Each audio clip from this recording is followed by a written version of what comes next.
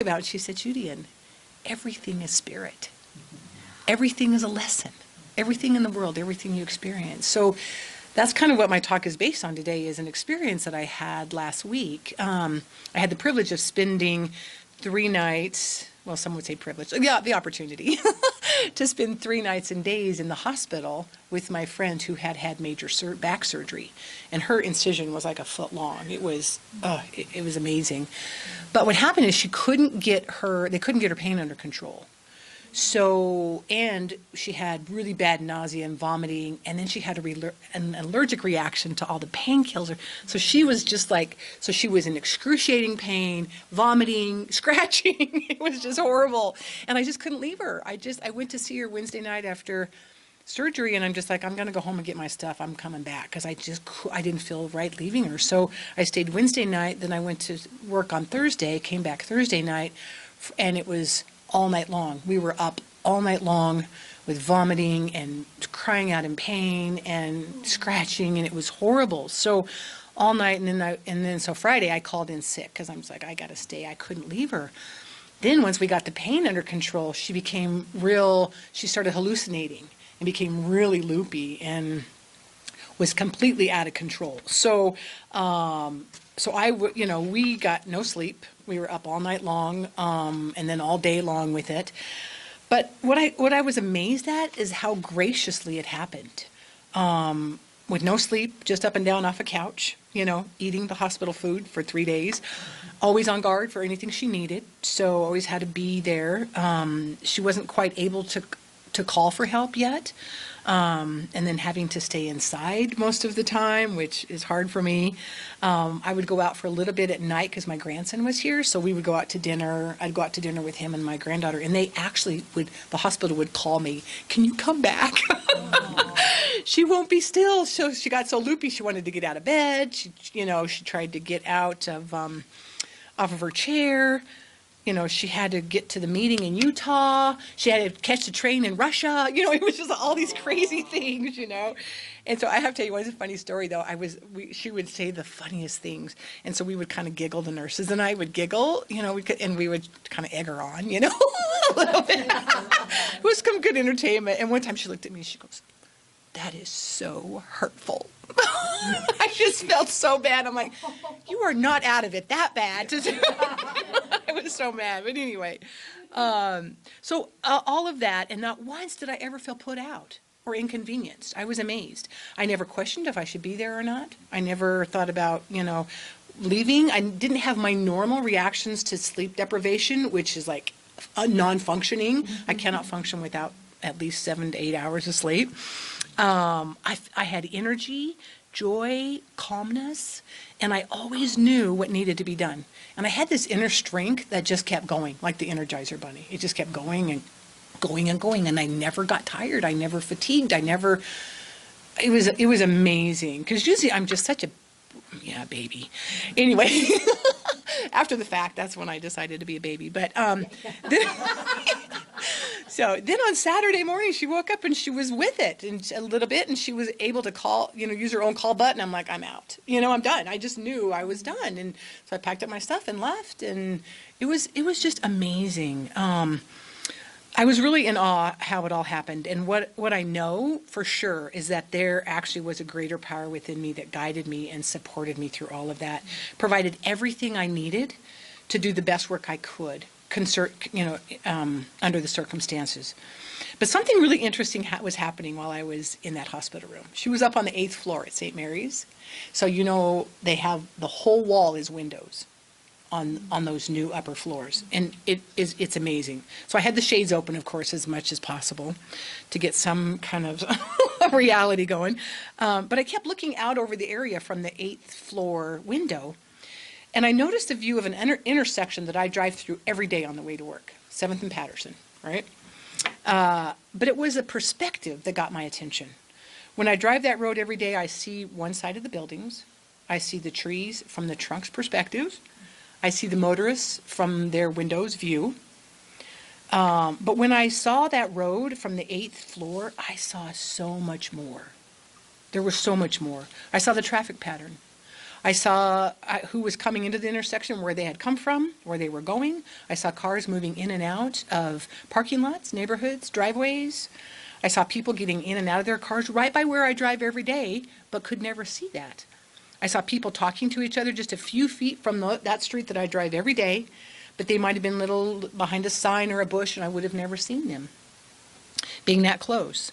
I just marveled at the sight that I was given that high up in relation to my normal limited perspective of that same scene every day driving to work. So I found myself quietly repeating the word perspective. This is my higher self's view. And not only this view, but further out and higher up. So I was reminded that the divine within us is the higher view. It is the broader perspective. And it is the whole picture. What we experience in our conscious awareness is small, limited, and fixed. It is also influenced by our core beliefs and experiences of the past. Our higher self knows it all. It knows all of our past lives, the Akashic records, our soul's blueprint, our soul's contracts. It knows everything that we need to know. A Course in Miracles teaches us that there are no neutral thoughts.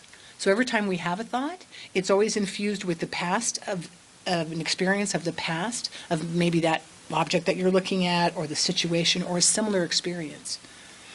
Our perspective is then skewed and incomplete.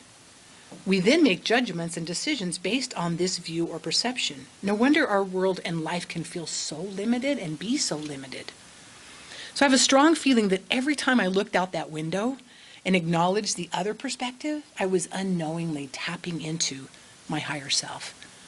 In that action of tapping into the divine that resides within all of us, I was able to take my vision out of the hospital room and focus on mine and my friend's highest good without even knowing it. We are so blessed, and that's why this song was so powerful for me, this Holy Now song.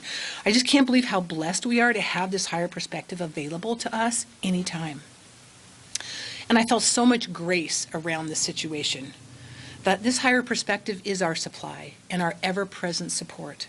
I felt so supported the whole time I was helping my friend. That was such a powerful demonstration of divine love and grace. So since that time, I feel like I have felt a little closer to the source, and I feel like I can tap in to the power and the strength that provides much easier and a little quicker.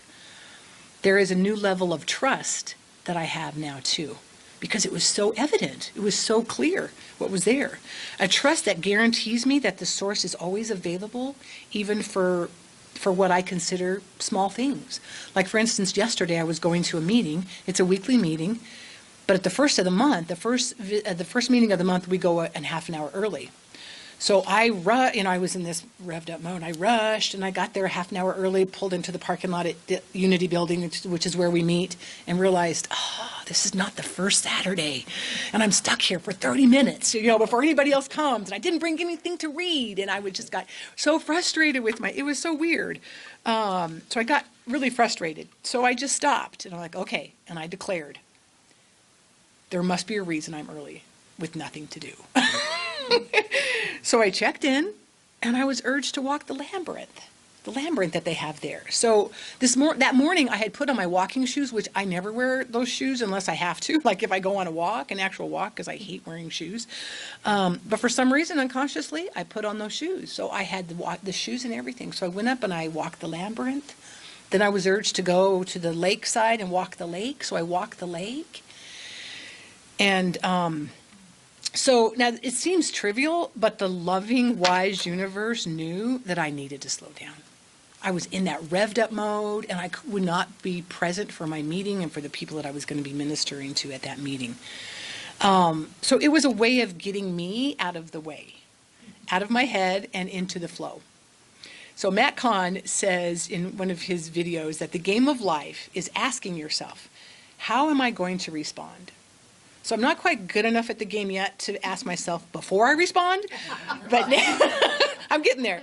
But now I'm noticing that if I notice my initial response to things, if it's frustration, agitation, or inconvenience, then I know for sure that I'm expecting things to go my way, instead of trusting my higher perspective to lead the way.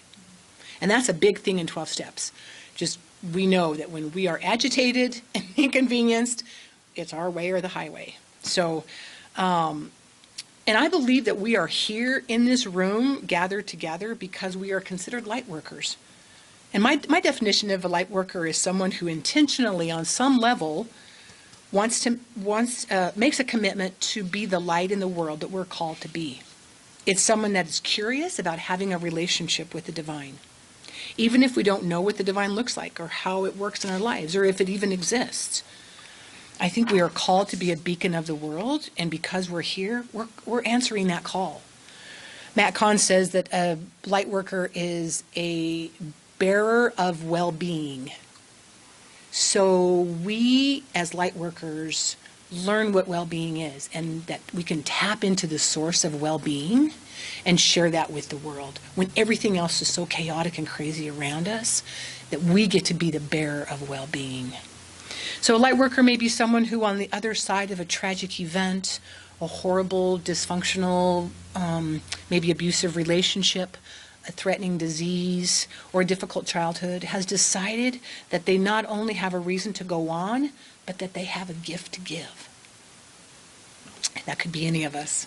A light worker is someone who does not give up on life or love. They get back up more determined to survive and thrive, blessing those around them with something that they may need in the moment. So because we are who we are given the opportunity to tap into this higher perspective more frequently and more easily, because we're aware of it.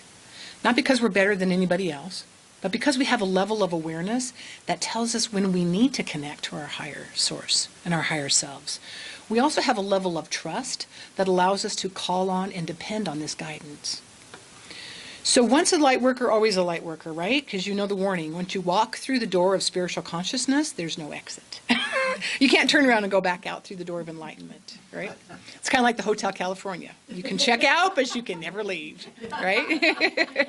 So I realize that this is what I do at times. I check out. I check out of my spiritual consciousness and return to my own thoughts of fear and doubt and insecurity.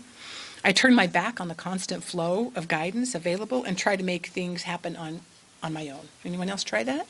Yeah, good, I'm not alone. Luckily, no matter how many times I check out or how long I decide to check out, I can't leave the divine flow. It's always there. We know that. I think there's probably a lot of reasons that I decide to take control of the helm over and over, even when I know it's not going to be for the best. And what I was wondering is that, is it just because I'm so identified with my personhood and the ego, or is it that I'm stepping out of faith? Am I losing faith for a minute and thinking that that source is not available to me, that higher perspective is not there? So that was kind of another thing I was thinking about this week, is like, maybe it's not all ego. Maybe it's just this lack of faith that I have, because we know it's always there.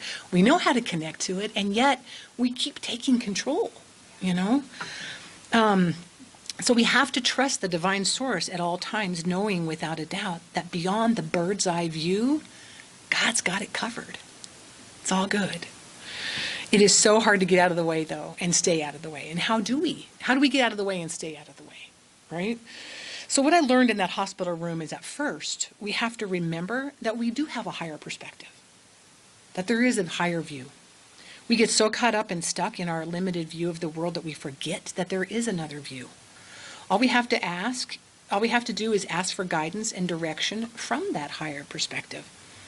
Someone asked me one time what meditation did for me. And I don't know where I came up with this, but I told them, I said, it takes my life, like this is my life, it takes my life from right here to out here.